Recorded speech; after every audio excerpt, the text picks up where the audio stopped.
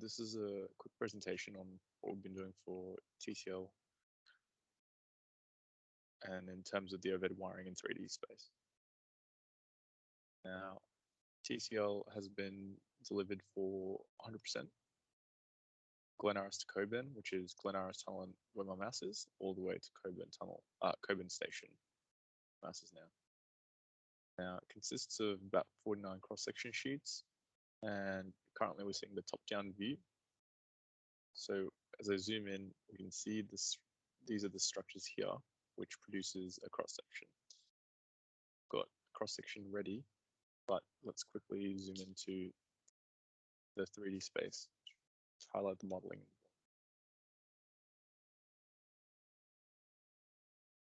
So each component of each subassembly of the overhead wiring has been modeled as families, and these are parametric, which I will show shortly, meaning that they can change based on the attribute that we give them. As in drop tube, for example, can be slid to different parts of the portal. The DEP spigot here can be moved up and down, and we can toggle certain things to appear and disappear. This is the cross section. Just quickly hide the rev clouds because we don't really need them just yet.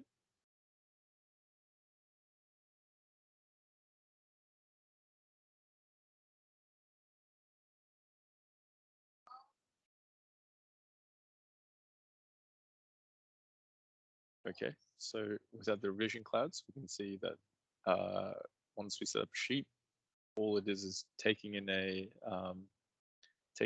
section cut of the cross section, and there's a lot of annotation involved to create, the dimensioning, but it's fairly easy because it's parametric and it follows the surface of the family that you've created.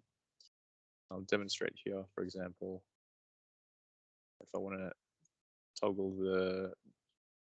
the height of the drop tube, the length of the drop tube, for example. So 2 point, then it will keep itself in contact with the soffit of the outside of the portal, but extending itself down. Don't really want to. Then a more impressive feat is the cantilever. So we can modify the stagger to be, say, 300 on the other direction, and we'll have to change it to a push, not a pull. It's able to shift itself to the other side, and there's an attribute for whether it's a push or a pull. Actually, it's a different cantilever arrangement altogether. So we can actually sort this out.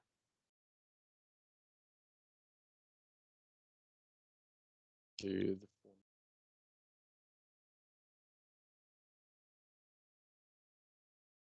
Sorry, let's see, 204.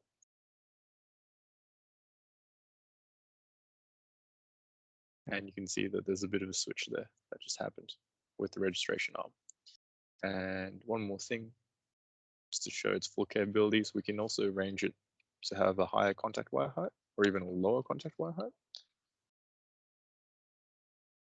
And the tubes themselves rearrange based on the constraints that are given to the family. So that there is 4.8 from 4.9 as we've changed it, and it changes in the sheet view as well. There are limitations to this, such as the brackets don't always find themselves together, but there are a lot of processes that have been removed, such as the manual process of the engineer realigning the tubes to match, and space proofing becomes a much easier exercise with this.